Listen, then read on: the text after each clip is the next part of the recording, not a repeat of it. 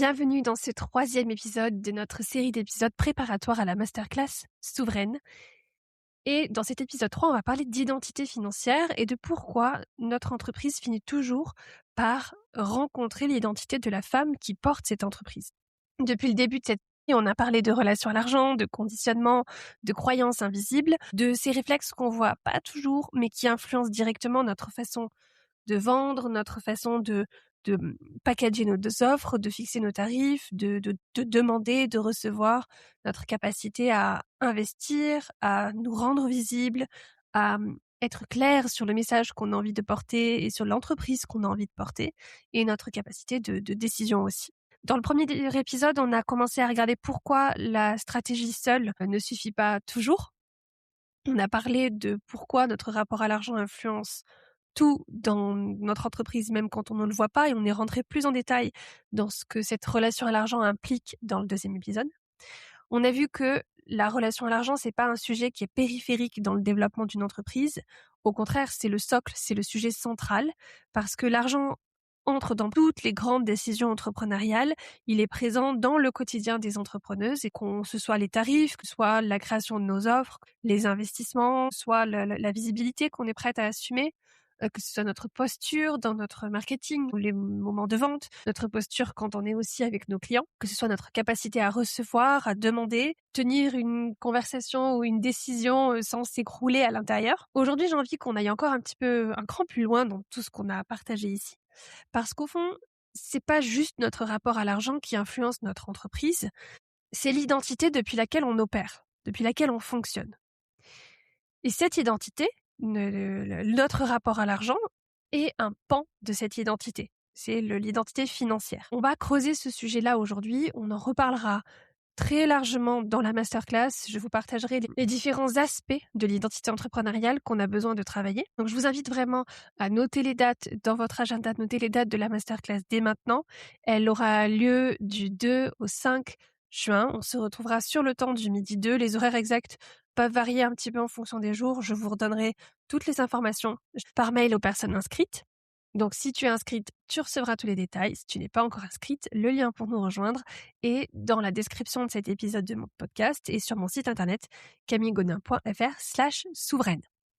Les replays seront disponibles, mais je t'encourage autant que possible à venir en direct parce qu'il y a toujours quelque chose de très différent qui se passe quand on vit une expérience comme celle-ci en temps réel, dans l'énergie du groupe, dans le mouvement collectif. Je t'invite vraiment à prendre ce temps pour toi, à prendre ce temps d'exploration autour de l'entrepreneuse que tu as envie de devenir et que tu es capable de devenir. Donc bloque ces moments dans ton agenda, que ce soit team live ou team replay, mais vraiment prendre ces moments comme un rendez-vous avec la toi du futur. Avant la masterclass, je t'invite aussi à répondre au sondage préparatoire.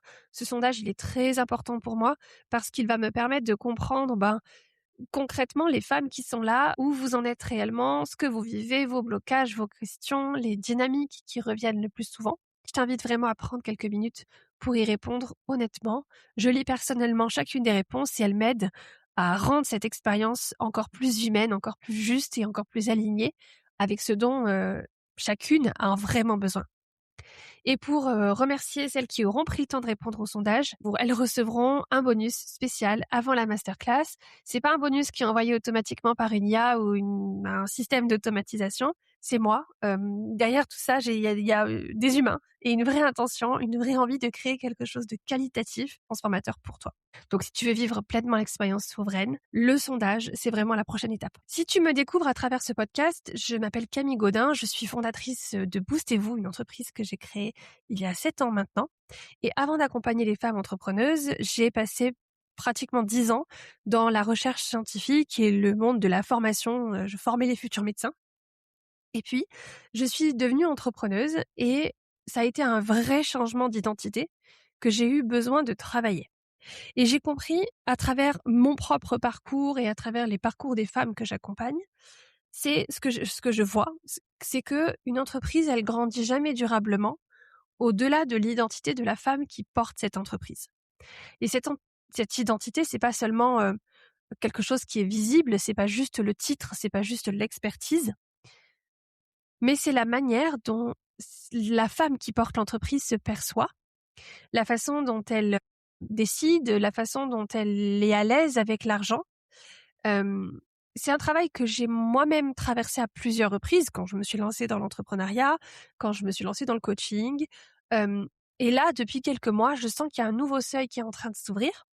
J'ai une vision plus grande pour mon entreprise, pour mon travail, pour les femmes que j'ai envie d'accompagner. D'ailleurs, le nom de l'entreprise, je vais très probablement changer très bientôt. Le nom de la marque, je veux dire, le nom Boostez-vous, je pense qu'il va pas rester. Et je vois très clairement que pour porter cette vision, je vais devoir faire évoluer la façon dont je me perçois, tout en restant au clair sur ma façon naturelle de fonctionner. C'est un sujet que j'ai beaucoup exploré depuis que je suis entrepreneuse et encore plus intensément depuis 1 an où je me suis replongée dans l'human design et je vous reparlerai du human design dans un autre épisode qui sera dédié à ce sujet-là. Ce que j'ai envie de vous partager aujourd'hui, c'est que quand je parle d'identité, quand je parle d'identité financière notamment, je parle pas juste du fait d'avoir des pensées positives. Quand je parle de travailler ce sujet-là, c'est pas juste se répéter des phrases, pour se booster devant un miroir et se convaincre qu'on est dans l'abondance. Je parle pas non plus de se convaincre mentalement qu'on est prête pour plus. Le travail de mindset fait partie du travail identitaire, mais là, je parle de quelque chose qui est plus en profondeur que ça. En fait, notre identité, c'est l'ensemble de ce qu'on considère comme normal pour nous dans notre vie, c'est les standards autour desquels on l'opère. Et par exemple, si on considère notre identité financière, c'est ce qu'on va considérer comme possible en termes de niveau de revenu. C'est qu'on se considère comme sûr, ce qu'on considère comme trop, comme légitime, ce qu'on se pense capable de pouvoir porter, ce que notre système est capable de gérer, de soutenir sans se mettre en alerte. Ce que j'ai constaté pour moi et ce que j'ai constaté chez mes clientes, c'est que souvent il y a un écart immense entre ce qu'une entrepreneuse dit vouloir consciemment et ce que son identité actuelle est capable de soutenir intérieurement. On peut par exemple vouloir plus de revenus, mais se contracter dès qu'il faut augmenter ses prix. Ou on peut vouloir plus de clientes, mais se sentir super exposé dès qu'il y a plus de personnes qui commencent à regarder notre travail. On peut vouloir plus d'impact, mais se sentir dépassé par la responsabilité que cet impact implique. On peut vouloir vendre davantage, mais ne pas se sentir stable, perdre notre stabilité intérieure dès que l'argent entre réellement dans la conversation. Et moi, ça, je l'ai vécu très clairement quand je me suis lancée dans l'entrepreneuriat. J'avais cette barre symbolique d'atteindre les 100 000 € de chiffre d'affaires annuel. Sauf qu'en fait, intérieurement, je me percevais pas du tout comme une femme capable de générer ce niveau de chiffre d'affaires. C'était pas du tout dans mes standards internes de me sentir à l'aise avec ce montant-là. Donc j'ai eu besoin de faire un gros travail sur ma zone de confort financière et je vous partagerai pendant la masterclass un atelier pour travailler sur votre zone de confort financière. Mais l'idée, c'est que si je veux une entreprise à 100 000 € de chiffre d'affaires, si je veux une entreprise à 1 million d'euros de chiffre d'affaires, il faut que je sois la femme capable de porter ce standard-là dans mon entreprise. Je l'ai vu aussi, j'avais accompagné une cliente qui avait fait un lancement où elle avait son premier lancement a explosé et elle avait fait, je crois, 150-160 000 € de chiffre d'affaires sur son premier lancement. Et en fait, elle était complètement tétanisée parce que son système interne était pas capable, était pas encore calibré pour ce niveau-là de revenus. Son identité financière était pas calibrée pour être la femme qui fait des lancements à 150 000 € de chiffre d'affaires. Quand on se sent dans ces états internes-là, quand on a un écart entre ce qu'on dit vouloir et ce qu'on est vraiment capable de gérer, ça se joue pas sur une question de compétence, ça se joue pas sur une question de manque de valeur ou d'un problème de stratégie, c'est une vraie question identitaire. Et notre identité, elle a 2 grands aspects, 2 grands pans.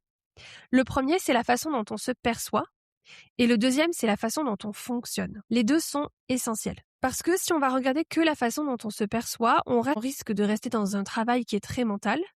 Et au contraire, si on regarde que la façon dont on fonctionne, on risque d'accumuler des outils de connaissance de soi sans vraiment transformer la posture. Donc l'identité financière, c'est pas juste qui je crois être, c'est aussi comment je fonctionne et notamment comment je fonctionne quand l'argent, quand la valeur, quand la visibilité, le pouvoir, la responsabilité entrent dans l'équation.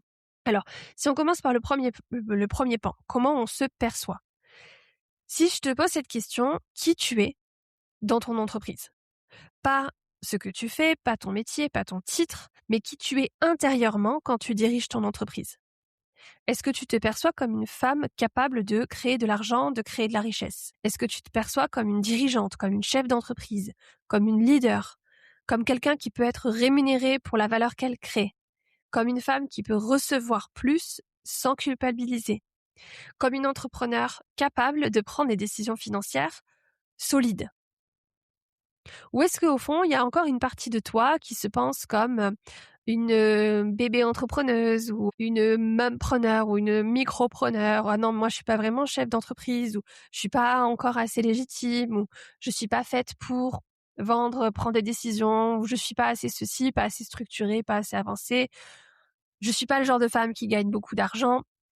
Je suis pas le genre de femme qui assume pleinement ses tarifs. Ou une autre aussi, une pensée qui est à explorer si c'est quelque chose que tu as en tête: je fais pas ça pour l'argent. Quand on commence à regarder ça, c'est là que les choses deviennent hyper intéressantes.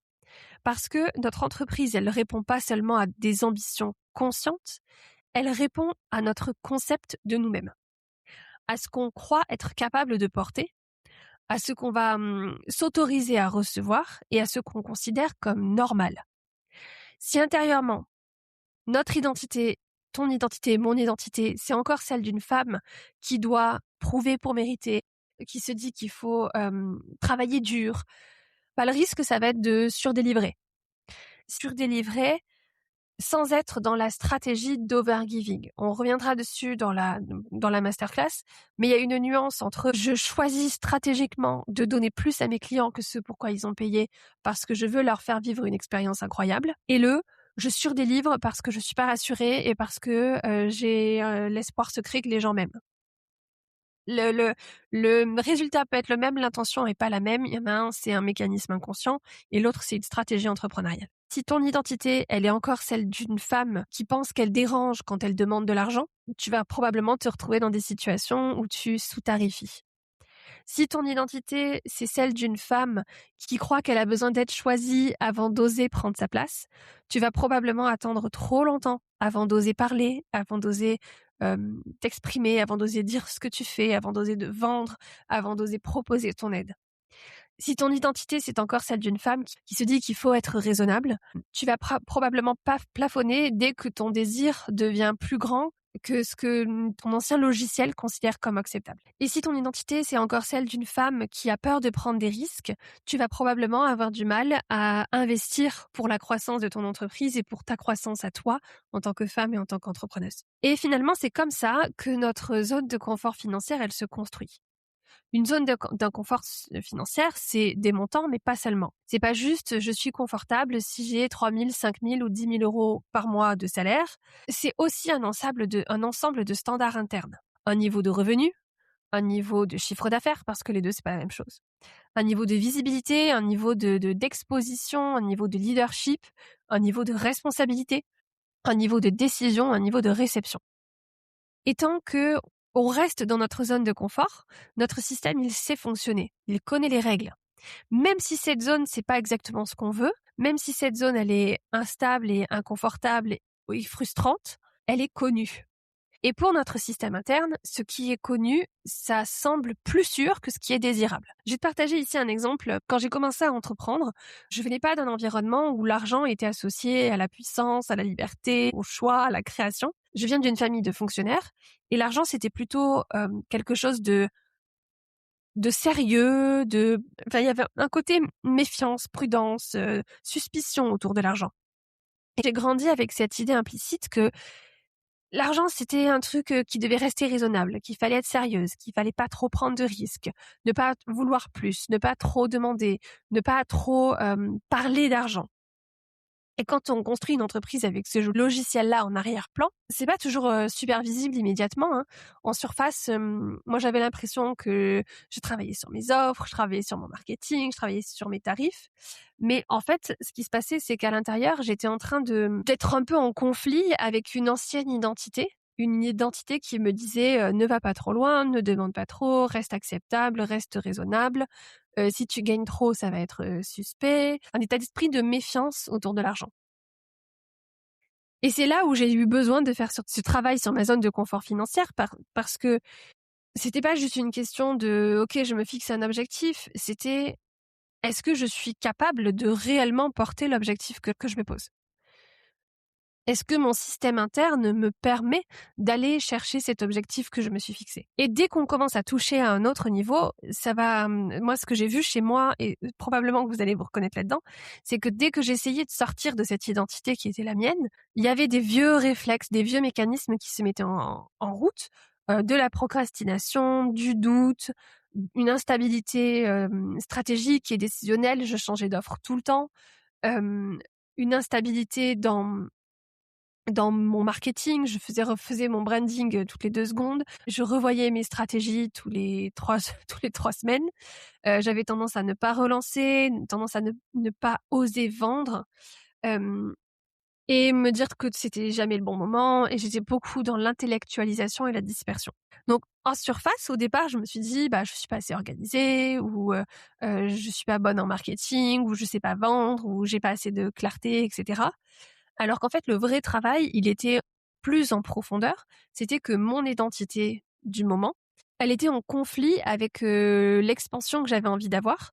Parce que mon logiciel interne, mon système interne était pas encore capable de soutenir la vision que j'avais pour mon entreprise et la femme que j'avais en besoin de devenir pour créer l'entreprise que j'avais envie d'avoir. Et c'est pour ça que beaucoup de femmes entrepreneuses s'épuisent, parce qu'elles essayent de créer un résultat extérieur différent sans transformer l'identité intérieure qui pilote leurs actions, leurs décisions, leurs stratégies.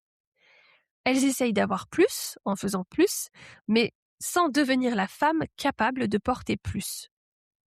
Dans beaucoup d'approches business classiques, on fonctionne dans cet ordre. On regarde ce qu'on doit faire pour pouvoir avoir, pour pouvoir être. Les anglo-saxons appellent ça le do, have, be. Faire, avoir, être. Je vais faire plus, comme ça j'aurai plus, et enfin je me sentirai légitime, solide, libre, confiante, sereine ou en sécurité. Mais dans la réalité, ça ne peut pas fonctionner durablement comme ça. On peut faire plus et rester dans le stress chronique. On peut gagner plus et rester dans la peur de manquer. On peut avoir plus de clients, plus de visibilité, etc. et continuer à douter. On peut atteindre un objectif et ne jamais se sentir vraiment stable et sereine, confiante, en paix intérieurement. On peut créer un résultat extérieur sans avoir réellement transformé l'identité qui habite ce résultat. Et c'est pour ça que chaque nouveau palier peut nous donner l'impression de coûter autant d'énergie, de coûter toujours plus d'énergie, parce qu'on maintient extérieurement quelque chose que notre identité intérieure ne soutient pas encore vraiment. Le changement durable, il fonctionne dans l'autre sens. C'est le concept du be, do, have. Être, faire, avoir. On construit d'abord une nouvelle identité, une nouvelle manière de se percevoir, une nouvelle relation à soi-même, à la valeur, une nouvelle capacité à tenir des décisions, une nouvelle capacité à gérer l'inconfort émotionnel, une nouvelle posture face à l'argent, une nouvelle manière d'habiter notre rôle de dirigeante et de chef d'entreprise. Et ensuite, les actions changent. Et ensuite, les résultats changent. Et à ce moment-là, on n'est plus en train de forcer quelque chose, on agit juste plus depuis le même endroit. On ne vend pas en étant dans la peur d'être choisi, on vend depuis la clarté de la valeur qu'on porte. On ne fixe plus des tarifs de parce qu'on a peur de déranger, mais on fixe nos tarifs depuis la maturité de notre entreprise et on est consciente que fixer des tarifs, c'est une stratégie de positionnement et que nos tarifs sont un outil stratégique dans notre entreprise. On ne prend plus des décisions depuis l'urgence de se rassurer, mais on décide depuis la posture de la femme qu'on est en train de devenir. On crée plus du marketing pour prouver qu'on existe, on communique pour créer de la valeur, pour nourrir des relations et pour transmettre une vision. Et ce changement de posture, c'est vraiment la clé qui débloque tout. Donc ça, c'était le premier pan de l'identité financière, comment je me perçois. Le deuxième pan dans l'identité financière, qui est tout aussi important, c'est comment je fonctionne. Quels sont mes dons? Quelles sont mes forces? Quels sont mes mécanismes automatiques? Mes angles morts?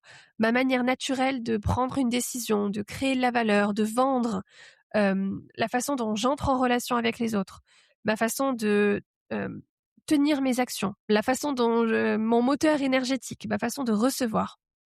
Parce que une entrepreneuse peut avoir une grande ambition, une vraie vision, beaucoup de talent, et pourtant, construire son entreprise contre son propre fonctionnement.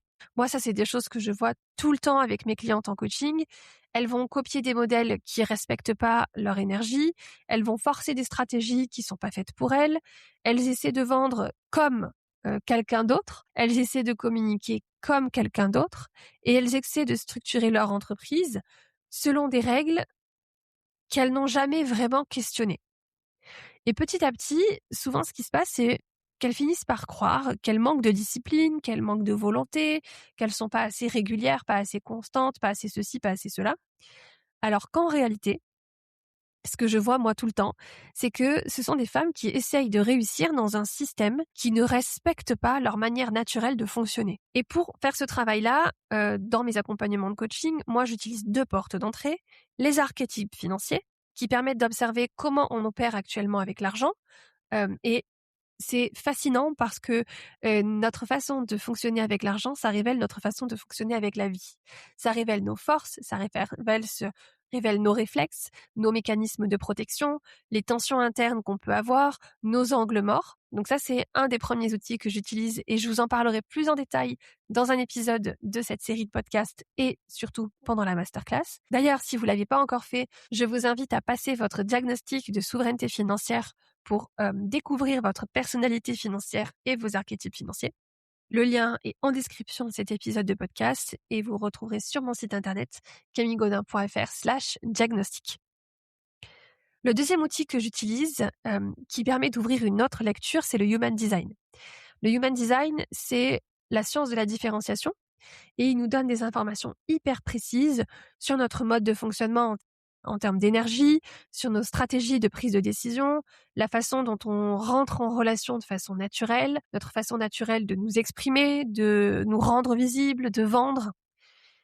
Et l'idée de ces outils, aussi bien les archétypes financiers que le Human Design, c'est pas du tout de nous enfermer dans une case, mais c'est de mieux comprendre comment on construit une entreprise qui repose pas sur la suradaptation permanente. La question, c'est pas juste quelle est la stratégie qui fonctionne en ce moment, quelle est la dernière stratégie à la mode que j'ai vue sur Instagram. La vraie question, c'est quelle est la stratégie, quelle stratégie je peux vraiment incarner, je peux vraiment soutenir et je peux vraiment tenir dans la durée depuis la femme que je suis, depuis ma façon naturelle de fonctionner. Je reviendrai plus en détail sur le Human Design dans un autre épisode, mais pour vous donner un exemple concret, en Human Design, moi je suis ce qu'on appelle Manifesting Generator, c'est-à-dire que j'ai une capacité de passer à l'action très très rapidement, j'ai une capacité d'être sur plusieurs projets en même temps, j'ai une capacité à pivoter et à répondre au momentum.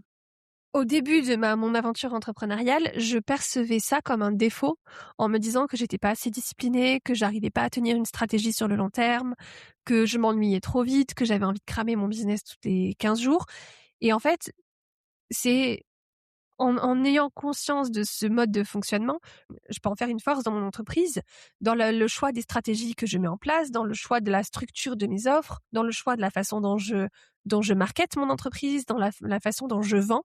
Je peux m'appuyer sur cette force parce que je suis rapide, je suis dynamique, je suis efficace quand je suis au bon endroit, quand je réponds à ce qui me met en lumière, ce qui m'éclaire, ce qui me donne envie.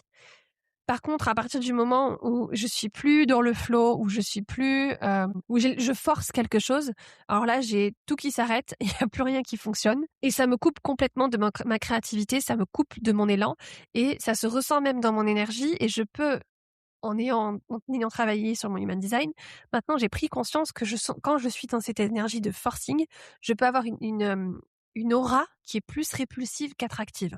Donc je dois faire hyper attention à ça, de m'assurer que je construise une entreprise qui soit flexible, qui soit multicanale, qui me permette de m'exprimer, qui me permette d'aller vite, qui me permette de pivoter. Il faut que je fasse attention à pas construire une grosse structure rigide qui m'empêche de répondre à mon intuition, de répondre à ce qui m'éclaire, ce qui me fait briller, ce qui me donne envie. Donc ce sujet de l'identité financière, c'est un sujet profondément entrepreneurial. C'est pas quelque chose qui va rester dans notre tête, c'est quelque chose qui influence toute notre entreprise, notre stratégie. La question que j'ai envie de te partager ici, c'est dans ton développement entrepreneurial, est-ce que tu construis depuis la clarté ou depuis la peur? Est-ce que tes offres sont pensées depuis la valeur réelle de ce que tu apportes ou de ce que tu penses que les autres accepteront de payer? Est-ce que tes prix reflètent la transformation que tu permets ou ton inconfort à recevoir? Notre identité, elle influence aussi notre capacité. Et là-dessus, les questions que j'ai envie de te poser, c'est est-ce que tu sais tenir l'action quand c'est inconfortable? Est-ce que tu sais rester présente quand tu es visible? Est-ce que tu sais traverser le doute sans tout remettre en question à chaque fois? Est-ce que tu sais rester en relation avec une décision assez longtemps pour qu'elle produise un résultat? Notre identité influence notre expression.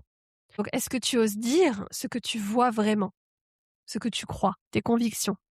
Est-ce que ta parole est claire? Est-ce que ton message a une vraie direction?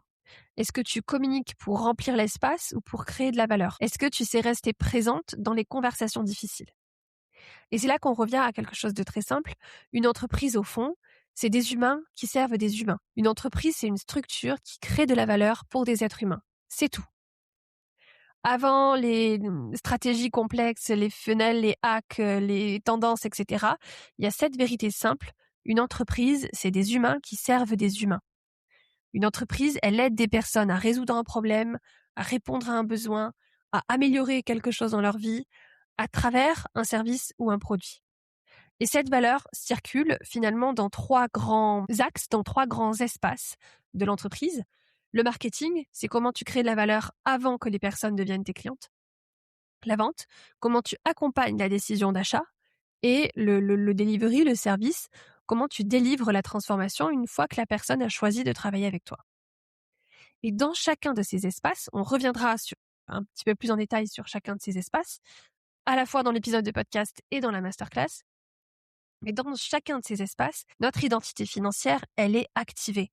Dans notre marketing, elle influence ce qu'on va oser dire, comment on va le dire, à qui on va le dire. Est-ce qu'on va rendre la valeur de ce qu'on crée visible, compréhensible et désirable? Dans la vente, notre identité, elle influence ce qu'on ose demander. Dans le delivery, elle influence ce qu'on ose tenir comme cadre et les limites qu'on va poser à nos clients. Par exemple, si on prend le cas d'une entrepreneuse qui sait profondément que son accompagnement a de la valeur. C'est un cas que j'ai eu avec une cliente en coaching. Elle a des clientes qui sont satisfaites, elle a de l'expérience, elle voit les transformations chez ses clientes. Et ce qui se passait avec cette cliente, c'est que elle me disait que au moment d'annoncer son tarif, elle se refermait complètement. Elle se voyait soit annoncer direct un tarif plus bas que ce qu'elle avait décidé, et commencer à surjustifier, à rajouter des bonus, à expliquer pendant 10 minutes tout ce qui était inclus dans le programme. Et elle perdait complètement son énergie. En fait, elle sentait que son énergie était complètement drainée au moment de parler des tarifs. On a exploré ensemble ces conversations de vente. Et ce qui est apparu, c'est qu'en fait, elle tarifiait en fonction de ce qu'elle percevait de la personne. Est-ce que la personne est capable d'investir à ce niveau-là? Sinon, je lui fais une réduction alors qu'elle m'a rien demandé. Et elle laissait systématiquement une porte de sortie à la personne avant même qu'elle ait pris sa décision. Donc en apparence, au départ, on pourrait se dire, OK, elle doit travailler son pitch de vente, elle doit se travailler sa stratégie de vente. Mais en profondeur, il n'y a pas juste une question de technique de vente. Il y a une question de technique de vente, oui, mais il y a aussi et surtout une question d'identité.